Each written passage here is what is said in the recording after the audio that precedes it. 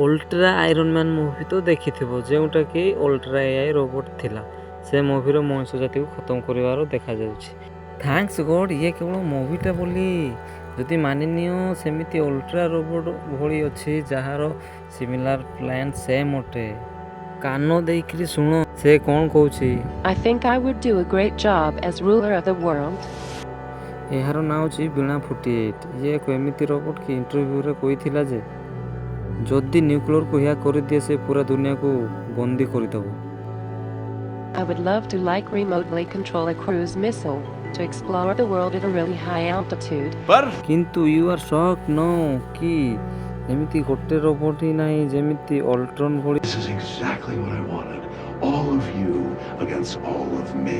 For example android Philip Dick ବି ମଧ୍ୟ Ultron ଭଳି।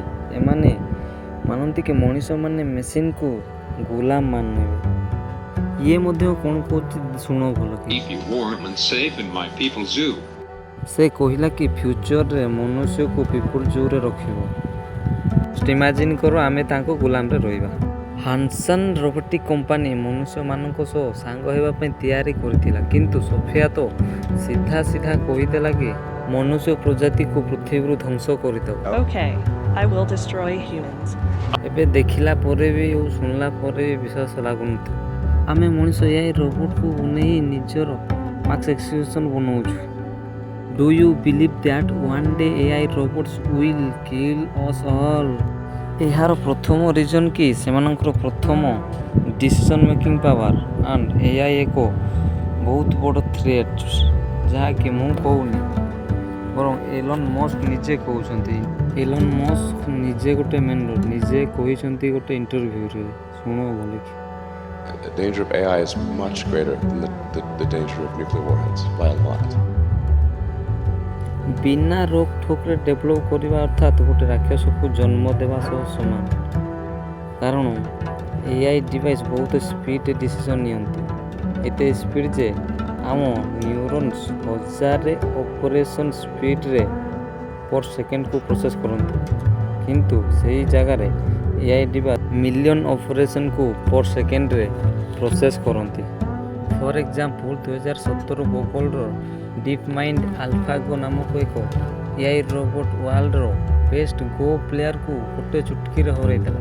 ଆଉ ଇଏ ସେଥିପାଇଁ କରିପାରୁଛି କି ସେ ବୋର୍ଡ ଗେମ୍ ଭଳି ଇନଷ୍ଟିଟ୍ୟୁସନ୍ କ୍ଲେଭର ଡିସିଜନ୍ ମେକିଂରେ ବେଷ୍ଟ ଅଛି।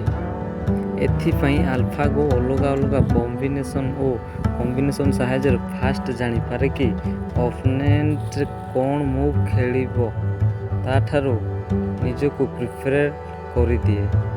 ମାନିନିଅ ଆସନ୍ତାକାଲି ଆମେ ଆଡ଼ଭାନ୍ସ ପାୱାରଫୁଲ୍ ଏଆଇ ରୋବୋଟ୍ ବନେଇ ବି ଦେଉଛେ, ଯଦି ଭୁଲରେ ଆମ କଣ୍ଟ୍ରୋଲରୁ ବାହାରିଗଲା ତ ୱି କ୍ୟାନଟ୍ ଷ୍ଟପ୍ ଇଟ୍। କାରଣ ସେ ସବୁଆଡ଼ୁ ନିଜକୁ ପ୍ରୋଟେକ୍ଟ ରଖିବ।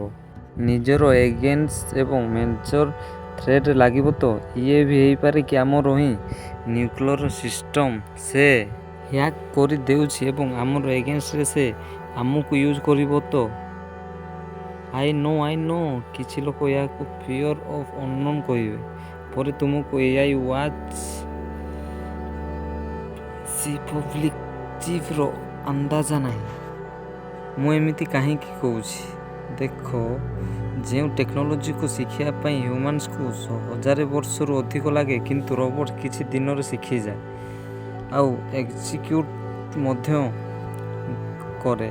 ଧରିନିଅ ତାକୁ ନ୍ୟୁକ୍ଲିୟର ନ ବି ମିଳିଲା, ତାହେଲେ ବି ସେ ମଲ୍ଟିପୁଲ୍ କପିଜ୍ କରିକି ଆମ ସାମ୍ନାରେ ଆର୍ମି ଠିଆ କରିଦେବ।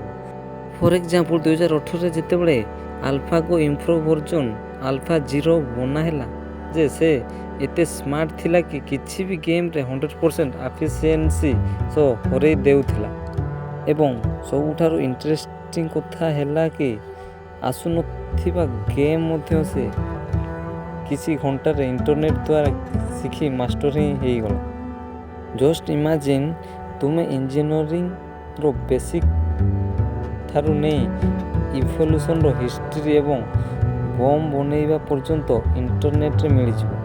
ଗୋଟେ ଏଆଇ ରୋବୋଟ୍ ମଣିଷଠାରୁ ବହୁତ ଆଡ଼ଭାନ୍ସ। ରୋବୋଟ୍ ଗୋଟେ ଦିନରେ 10ଟା PhD କରି ପାରିବ, ଯାହାକି ମଣିଷ ଗୋଟେ ହିଁ କରିପାରିବା ତା ପାଇଁ 25-30 ବର୍ଷ ଲାଗେ। ଆଉ ସେ ଏମିତି କାମ କରିବ କି ସେଇ ଜାଗାରେ ମଣିଷର ଆବଶ୍ୟକ ପଡ଼ିବ ନାହିଁ। ରୋବୋଟ ଏଇଟା ଶୀଘ୍ର ଜାଣିପାରିବ କି ଆମେ ତାକୁ ଗୁଲାମ ରଖିଛୁ। ତାହା ବି ବହୁତ ଶୀଘ୍ର ଆସିବ କି ରୋବୋଟ ଆମ ଉପରେ ଆଟାକ୍ କରି ବି ପାରିବେ ଆଉ ମଣିଷ ଜନ୍ମ ଧ୍ୱଂସ ବି କରିଦେବେ। ଏଆଇ ରୋବୋଟ ଇଣ୍ଟରନେଟରୁ ସବୁ କିଛି ଜାଣିପାରିବ। ତ ଭାବୁଥିବ ଇଣ୍ଟରନେଟକୁ ଯଦି ହଟେଇଦେବା ରୋବୋଟମାନେ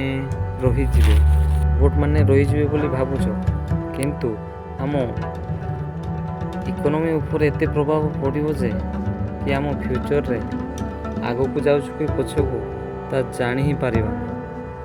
ଏବେ ଅନଲାଇନ୍ର ଯୁଗ ଯେମିତି ହେଇଛି, ଟ୍ରାଞ୍ଜାକ୍ସନ୍, ଅନଲାଇନ୍ ପେମେଣ୍ଟ ଯାହା ବି ରହିଛି ତାହା ସବୁ ଇଣ୍ଟରନେଟ୍ ଦ୍ୱାରା ହିଁ ହେଉଛି। ଇଣ୍ଟରନେଟ୍କୁ ଯଦି ଆମେ ରଖି ବି ଦେବା ତାହେଲେ ଆମ ଫ୍ୟୁଚର ପାଷ୍ଟକୁ ପଳେଇବ ସେଟା। ଆଉ ଆମେରିକାରେ 47 ଲୋକଙ୍କ ଜବ୍ ଯିବାର ସମ୍ଭାବନା ରହିଛି, କାରଣ ସେଠାରେ ଅଧିକ ରୋବୋଟ ଏବଂ ସେ ଟେକ୍ନୋଲୋଜିରେ ବହୁତ ଫାଷ୍ଟ ଅଛି। ଏବେ ତ କେବଳ education, hospitality business, health care, tourism ଏଇ ଜବ୍କୁ ହିଁ ରୋବୋଟ ଠାରୁ ହ୍ୟୁମାନ୍ ହିଁ ସମ୍ଭାଳି ପାରିଛି। ଆପଣମାନଙ୍କ ମାଇଣ୍ଡରେ କ'ଣ ଚାଲିଛି ମୁଁ ତ ଜାଣିନାହିଁ, କିନ୍ତୁ ଟେକ୍ନୋଲୋଜି ଆମ ପାଇଁ ଭଲ କି ଖରାପ ତାହା ନିହାତି କମେଣ୍ଟ କରିକି ଜଣେଇବେ। କାରଣ ଟେକ୍ନୋଲୋଜି ଯେତିକି ଭଲ ସେତିକି ମଧ୍ୟ ଖରାପ ବି ହେଇପାରେ। ଆଉ ଏମିତି ଏଆଇ ରୋବୋଟିକ୍ ତାହା ହ୍ୟୁମାନ୍ ପାଇଁ କେତେ ଭଲ କେତେ ଖରାପ ନିହାତି କମେଣ୍ଟ କରିବେ। ଏବଂ ଯଦି ଭଲ ଲାଗିଛି ତାହେଲେ ଲାଇକ୍, ସେୟାର ଆଣ୍ଡ ସବସ୍କ୍ରାଇବ୍ ନିହାତି କରିବେ। All the best, thank you.